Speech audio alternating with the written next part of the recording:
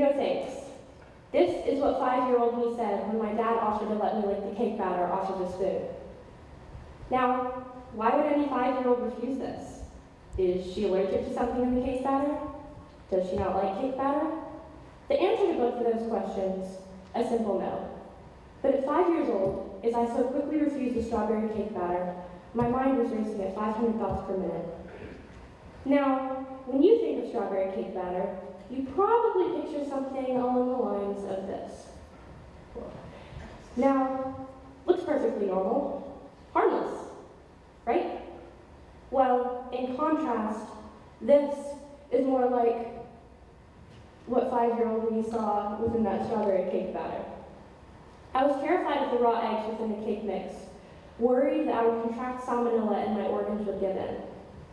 Though I didn't actually consume any of the cake batter, I helped my dad clean up after it, and in doing so, got raw cake batter all over my hands. I raced to the bathroom immediately, worried that raw egg would seep into my skin and in my veins, making its way through my arteries and eventually killing me. That night, I kept myself awake, sure that salmonella had infected my body and was going to kill me. At the time, I didn't realize that this wasn't exactly normal behavior for all 5-year-olds. But I do clearly remember when I recognized that my behavior wasn't normal. I was 7, and I had just watched some form of a true crime show about a girl my age being murdered in her very own home. Now, of course, any 7-year-old would probably worry about this for like a week, then have some nightmares, but then they would forget about it. That night and the following weeks, I remember worrying myself to the point where I couldn't even hear my own thoughts. I remember forcing myself to go downstairs in the middle of the night and check behind curtains, repeatedly lock doors, and check all of downstairs to make sure that no one was there and no one was going to hurt me. I continued this hidden behavior for years until my parents noticed something was wrong when I was around 8 years old. They began searching for answers, taking me to therapists and doctors, struggling to find reasons. I'm sure at one point or another, you've heard or even used the term, "I'm so OCD about this," when talking about being clean and organized. You may joke with your friends about how OCD you may feel when something is slightly out of place. People with OCD seem to be labeled as perfectionists, but do we really know that much? What exactly do you or I, or does anyone really know about a disorder that's so trivialized and joked about to the point where nobody exactly knows the true meaning of OCD? OCD is a serious mental health issue that is frequently misunderstood by society and the medical world. Today, I challenge you to think in a different mindset. Dispel anything you've ever thought about OCD that you perceive to be true. Develop your own opinion and think your own thoughts.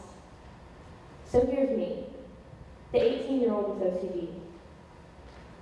Now, let's go back in time a little bit. When I was little, I always had to do things in threes. I always had to do things in threes. I always had to do things in threes. If I didn't, I feared that my mind could create a scenario in which one of my worst thoughts would become a terrifying reality if I didn't follow compulsions in an effort to relieve the obsessive thoughts. And that might sound crazy. That's so irrational. Who would ever think that way? My mind created my worst fears and put them into images in my head, and I felt like I was being forced to perform useless actions in an effort to temporarily relieve anxiety. Let me tell you about my night routine as a kid. I would go upstairs exactly 1 hour before bed so I would have time for checking. What's that? I would check under my bed 3 times, on my bed 3 times, in my closet 3 times, in my drawer 3 times. And if I messed one thing up, like if I accidentally stumbled while walking from the closet to the bed, or if I accidentally moved something out of place, I would have to repeat the entire process from scratch, fearing that if I didn't, whatever worry I had harboring the seeds of my brain that day would become a terrifying reality. Some nights, I forced myself to stay up past 4 o'clock in the morning, because that's when I thought home intruders were most likely to strike. During these danger hours, I would go downstairs and check to make sure no one was there. Other nights, I would force my dad to come downstairs and check with me. Some nights, I got so frustrated with my OCD that I would cry myself to the point where I would make myself sick. And it manifested itself during the day too.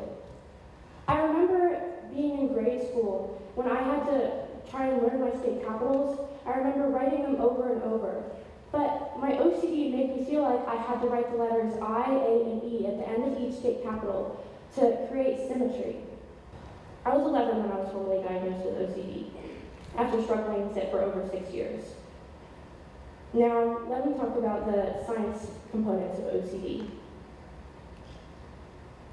OCD is a generalized anxiety disorder, and the general outline of it is that people with OCD lack serotonin, which is a neurotransmitter that helps to communicate between brain structures and regulate everyday activities, thoughts, and feelings.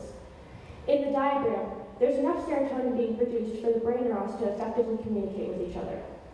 However, in my brain, far less serotonin is being produced, so it's a lot harder for my brain neurons to communicate with each other. But OCD isn't always necessarily about hand washing or being neat and tidy. OCD means that the brain's alarm system isn't working correctly. Anxiety is the brain's alarm system, and when it isn't working right, it sends signals of danger to the brain when everything is actually fine. On the one hand, the person that's experiencing these thoughts may realize that these thoughts don't seem rational, but at the same time, they may feel that they're very real, intense, and true. But why would your brain lie to you? Feelings don't lie. Or do they? They do when you have OCD, and it's like being in a constant state of war with your own mind. When I was in elementary school, my OCD worsened for no apparent reason, accompanied by random sickness, experiencing vomiting episodes up to 3 times a month with no explanation from doctors. I lived like this for almost a full year, until on a whim I took a strep test, which came back positive, and led me to find out that I had PANDAS. Now I know when I say PANDAS, you probably think of these guys. But actually, it looks a little more like this. PANDAS is short for Pediatric Autoimmune Neuropsychiatric Disorders Associated with Streptococcal Infections. I know, quite an earful. Although the exact underlying cause of PANDAS has not been proven, studies suggest that it's an autoimmune disorder. Now, in the diagram, those yellow things are called antibodies, and that green thing is a virus.